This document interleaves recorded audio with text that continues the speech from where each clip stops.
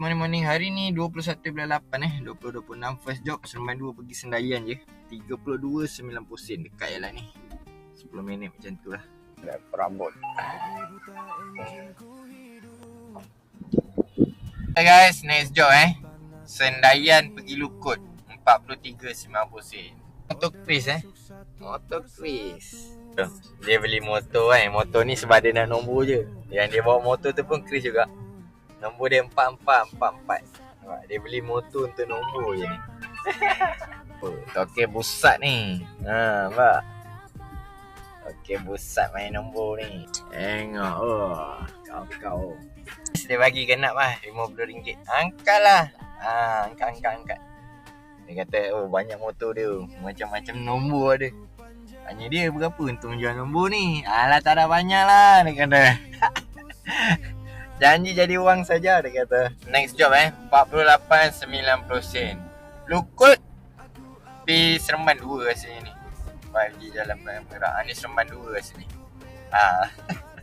Hari ni Seremban 2, Lukut Seremban 2. Macam tu pusing-pusing gitu Dan dia dah 3 job. Berapa minit? Satu unit tangga. Apa catok Coffee Corner. Dia bagi 50. Alright. Ni 3 job sekejap je main pusing-pusing gitu Alhamdulillah 100 lebih dah. So cukup lah hari ni. Kalau ada lagi kita kaya yang dekat-dekat, tak ada, kita pun tak ada naik KL hari ni. So alhamdulillah lah, rezeki lah siapa nak bagi gaji 100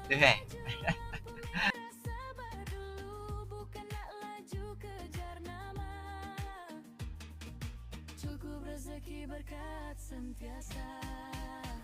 Aku abang lama bremak, sangkut rezeki tanpa culas, pikup gagah di jalan kau. Oh, bebek, bebek sedap rasa luar biasa. Jom makan, jangan tunggu lama. Sekali rasa pasti nak lagi. Sekali rasa pasti nak lagi. Pagi buta enjin ku hidup, api panas teman hidup.